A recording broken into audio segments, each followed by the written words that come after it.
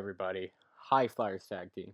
Just got back from the movie, may potentially be watching it again soon. But before I do watch it again, I wanted to give my first impressions. Just got back from the movie. Just wanted to give some first thoughts and discuss it. I will not be talking about spoilers in this video. I will not be going all out on editing. This is just a discussion. I plan to do a really in-depth spoiler review where I talk about all the pros, all the cons, all my issues, uh, edit footage in, all that. That I have that video planned. That is something I do want to do. But for now, I want to give you guys a non-spoiler review. There's a lot I'm gonna have to keep out, a lot I'm gonna have to be vague about, just because of the fact that I don't want to spoil the movie for people who haven't seen it yet. But I just want to give my first honest impressions to the audience, so everyone knows. Off the bat, before I even get into any detail, I did like this movie. I can't say it's my favorite MonsterVerse movie, and I hope that doesn't already set some people off. This is one of those movies that I expect, just like with King of the Monsters, a few months from now to a year, the fan base is going to become a lot more split on. That happens a lot with movies and hype. But for the time being, as much as I can talk about without spoiling much, I mean, the plot is pretty basic. Uh, there's not super much there. Um, it's not like it's completely shallow. It's pretty simple. They split it into two categories, just like the original, which I love. There's not too many thematic things. The most thematic thing in this movie actually is a spoiler. Um, you could consider it that. I don't consider it really the spoiler, but I know some people aren't going to want to hear about it, so I'm going to kind of keep that out.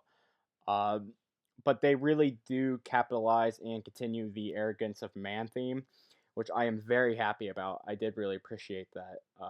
That's a theme that I'm glad they didn't just throw away. I was hoping this movie had a theme and didn't just like completely just give up on it. Um, on Kong's end, you have the Kong crew. You know, Kong needs a new home. They can't really get him there without Godzilla attacking. But the villains kind of come up with a way, and they talk them all into it, getting Kong off the island. Um, and yeah, you've seen the trailers. They get to the Hollow Earth. It goes from there. Uh, Finds the axe, all that, and Kong becomes who he always has been, his ancestry. That's as vague as I can keep it without spoiling much. Godzilla's end basically is that he's being framed, and he's uh, if I don't think that's anything too major to say, but he's basically just trying. He has his own thing. He's kind of going on throughout the film that the main characters, which is Millie Bobby Brown, and them, they all have to figure out. For the characters individually themselves, the villains, Ren Zarazawa, played by Shun. I always, I'm really bad at some of these names. I'm not gonna try some of them. Uh, but the main villains are Ren Sarazawa and Walter Simmons. Um, both of which I'll say I they're pretty generic. They aren't as good as Charles Dance, as Alan Jonah. Uh, Possibly not even as good as Emma Russell. They're definitely not as good as Samuel Jackson. I think he's been the best human antagonist in the MonsterVerse. Uh, while they are the reason that everything kind of does happen in the movie, um, it's not as direct. Like they're not doing it as direct as you would think, which again I can't really get in details about. My biggest issue with them, for one thing, they were hardly there. They got little to no development. Like I said, they were hardly on screen. They were just there to get the third party in, for the ending battle, and they just had nothing to them. They were very generic, very bland. Uh, and it pissed me off even more because they just wasted Ren Zarazawa, who is a character they've been building up to for a while now. And they don't even mention in the movie that, unless I missed it, I could have missed it. They don't even mention in the movie that his father is Dr. Ishiro Sarazawa. I don't recall them once mentioning that, which is a shame. I think maybe they should have waited before using Ren Sarazawa. I don't think they had to use him in this movie. I think they could have waited. But it is what it is. I could just see though people confusing and thinking that he's his own character though, because they don't set up any connections there, which is kind of a shame.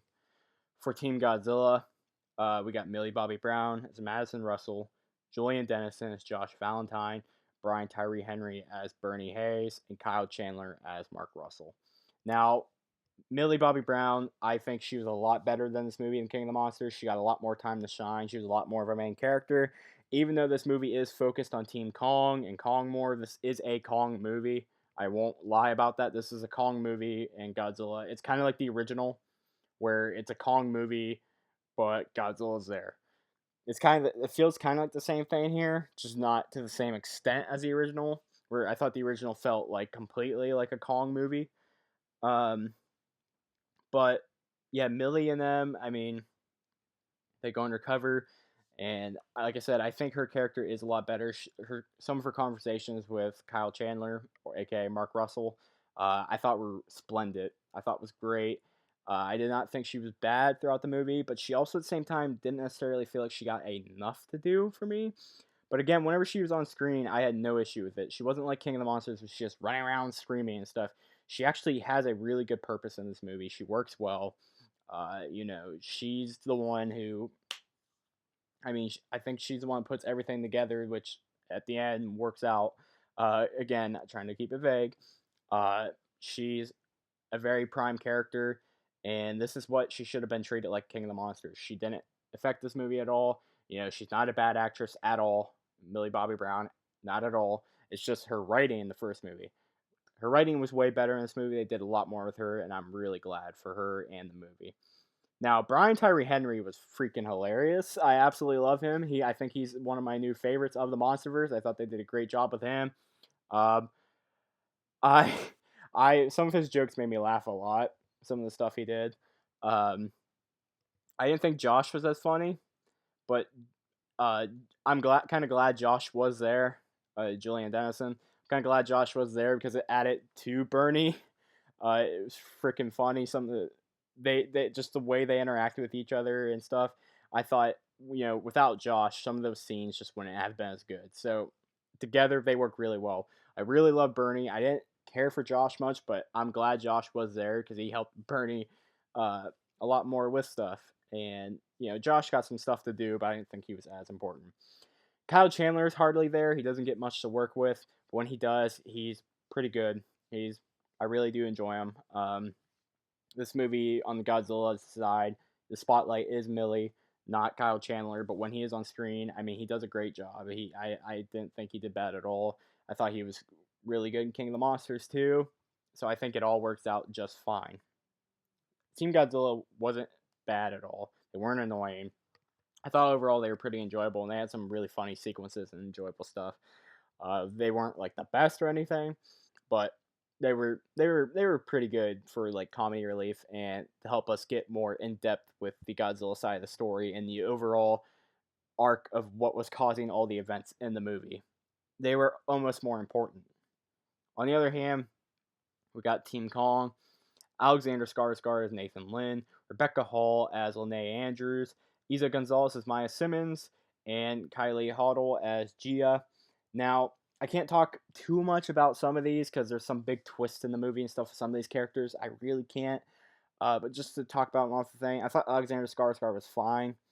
Uh, he wasn't that bad at all. Sometimes he had some funny stuff. I kind of see what he meant from a few years ago when he said he was kind of that geeky, not brave scientist. He's not the stereotypical, badass. He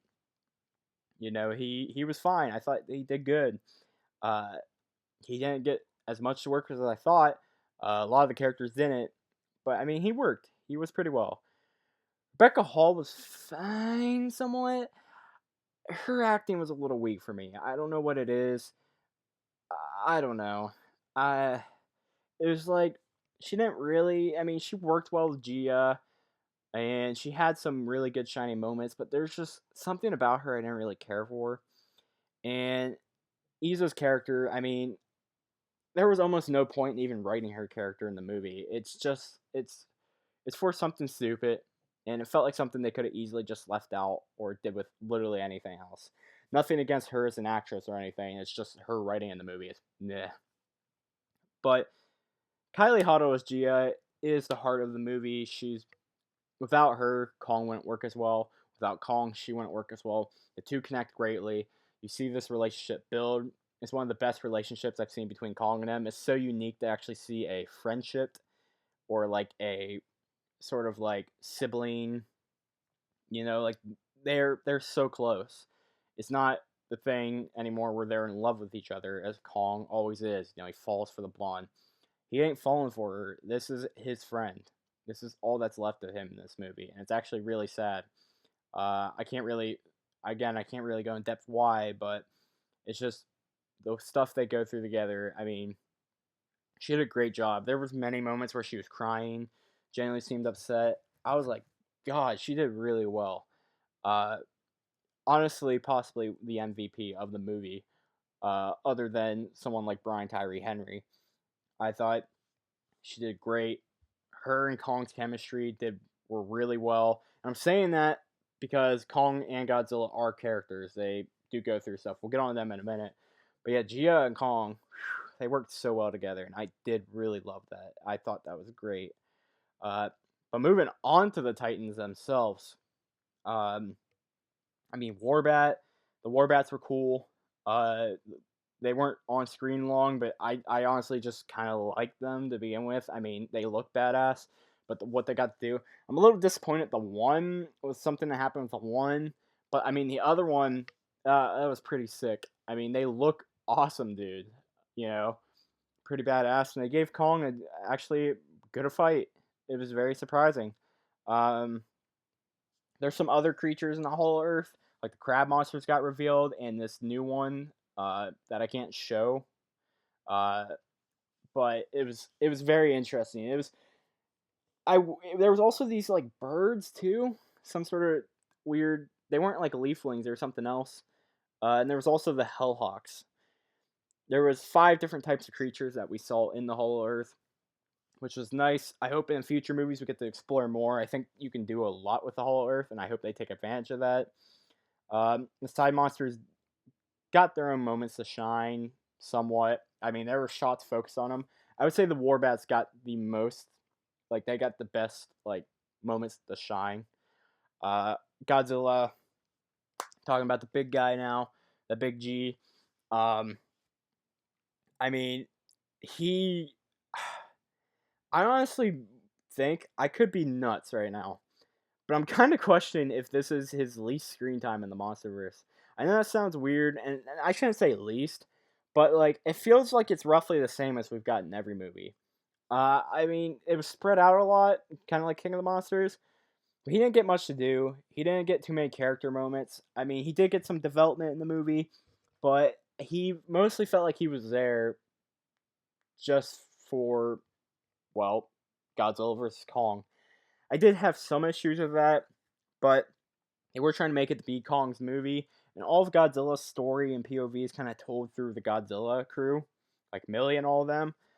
I mean, he's like, he's there. He gets some very epic moments to shine. Does some very impressive, powerful stuff that never seen before. He does stuff I've never seen a Godzilla do. This is the most violent and brutal I've ever seen this incarnation of Godzilla. It's insane how all out Wingard went with him, and just how powerful he comes off as in this movie.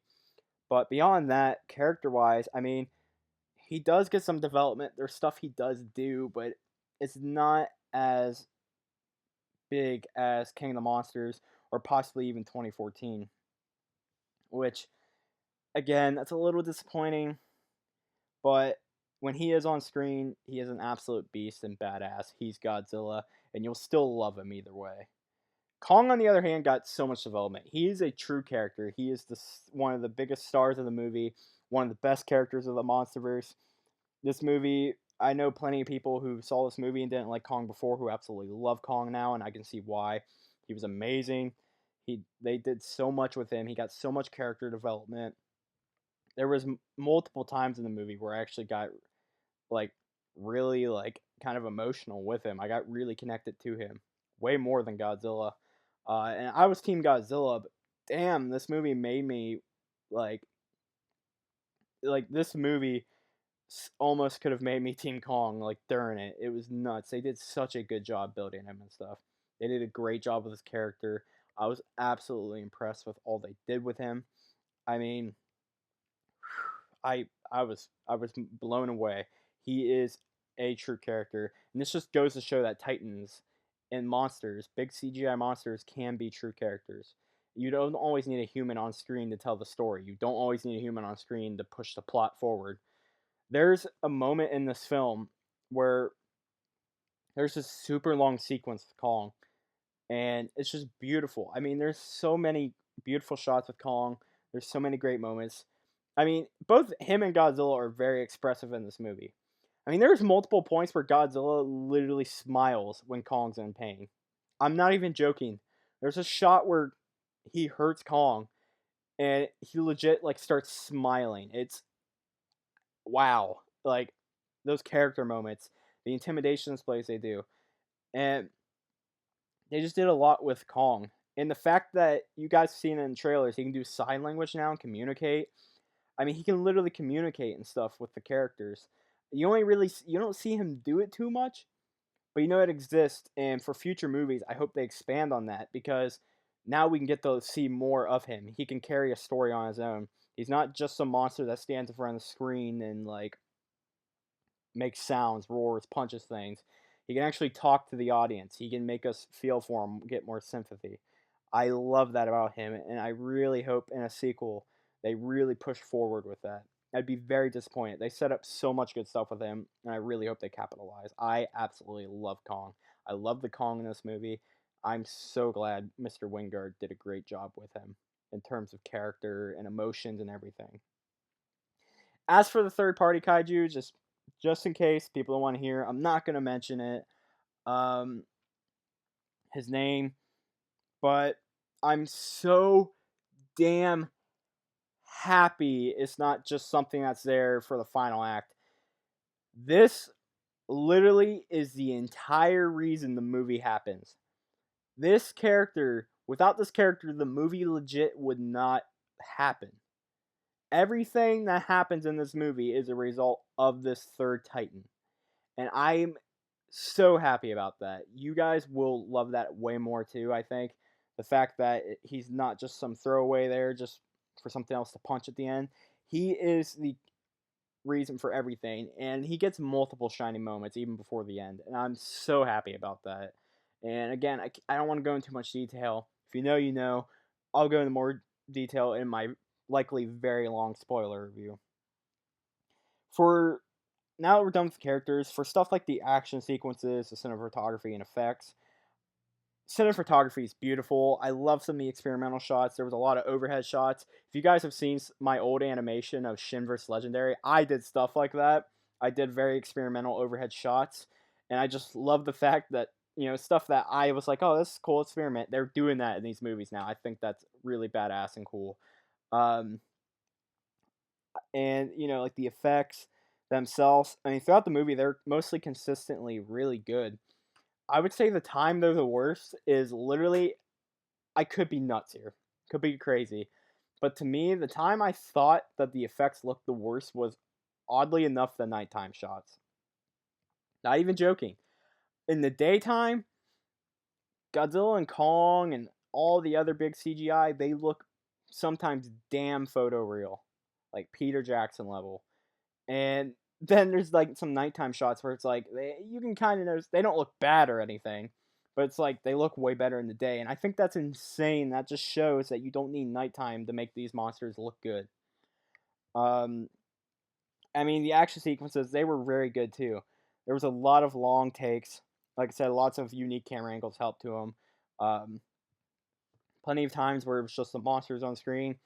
Uh, like the one fight, there's like 3 minutes straight where there's no cutaways from the fight. It's like 3 minutes straight where it's just pure fighting. Eventually, it does cut away, and it kind of takes away from it a little bit. When they cut back, there's no more cutaways again. Uh, the aircraft carrier battle has a lot of long takes with no cutaways, and the cutaways that there are necessary for the fight to work. It makes sense why they're there, and I like. I don't have an issue with cutaways. I have an issue when cutaways are unnecessary and not needed. I think King of the Monsters was very bad for this. I thought King of the Monsters had a lot of terrible cutaways that had no purpose being there. I thought GVK overall had some really they any cutaways they used very effectively and they made sense why they're there. There is one cutaway that I think is absolutely horrible. Don't know why they did it. Very unnecessary. It took me out of the fight a little bit, out of the movie. There was no reason. None at all. I don't like I'm like trying to think of a reason why. Maybe I'll come up with it by the time I do my spoiler review, but it just felt like it was something that wasn't needed and it just kind of harmed it. And it's like that one and the timing is too. And you guys if you guys know what I'm talking about, the timing of it, it's like that's the worst time to put it. And they ended on a quote before cutting that just makes it all the more complicated. You shouldn't do that. The pacing in this film, it's odd. So I thought, oddly enough, I agree with this one critic. I thought the first like 40 minutes of the movie, roughly, because I think the critic got it pretty spot on, up until probably Kong and Gia scene at night, maybe the actual aircraft carrier battle. I thought the movie felt super slow. Um, it's very odd because there's a lot like cut out too. I thought the film felt very slow. Uh, for that first act, it felt not only did it feel slow, but it felt like there's stuff they're missing that shouldn't be. That is a big problem with this movie. That there's a lot of stuff that's like they don't expand on a ton of stuff. You expect this movie to be this huge lore building movie, but it's mostly just there for big monsters fighting, which some people will love. I assume the novelizations and the comics will give us the world building we want, uh, if you guys want it, of course. But basically, there's up the first act, the first 40 minutes. There is some good pacing moments, but for the most part, it felt pretty slow. It does feel a bit like it drags at some points, and then there's stuff like why did they cut? There's not enough info there, and again, that's throughout the whole movie where there felt like there's a lot of stuff missing. Like there did feel like there was a lot of stuff missing.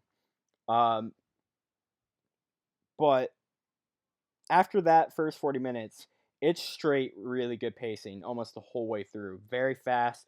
The movie, literally, the last two acts feel quicker than the entire first act. It goes by very fast, very shocking. I'm very impressed by the way they actually pulled it off. Uh, but sometimes it does come at a price. You get this quick pacing, but then but then the film feels like it's missing a lot of info. It feels like there's a lot of scenes that were cut down or just literally they deleted scenes that would affect something or explain something later on. And the final battle between Godzilla and Kong, in my opinion, felt too short. I think it's because there was a big cutaway during it, without spoiling it, which was the one I was complaining about. But that fight felt like it ended before it began. It felt so fast, and maybe that's just a me issue. It definitely felt like a 5 minute fight total, but it almost felt like it was quicker. It just felt like it ended so quick, and I don't think it helps when you get taken out of it by the cutaway. Um, so yeah, I mean it had very fast pacing overall. And at the moment, I can't give this movie a proper score. I need time to sit down, really think about it, drink some coffee maybe. Um, I'm debating. I don't think I'm going to give this film anything higher than a 9 out of 10.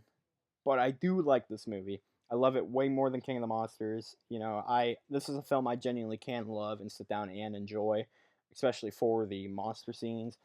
Very clear, very bright. Everything's visible. I love that. And I would argue some of the human stuff even is better in this movie. Some of it, not all.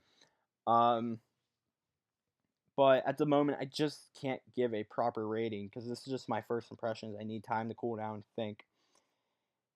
There's no after credit scene in this movie, by the way, either.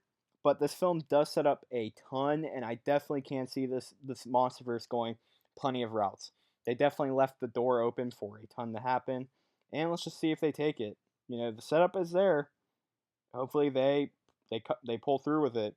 Wingard literally just got done in an interview today saying that bringing up sequels again.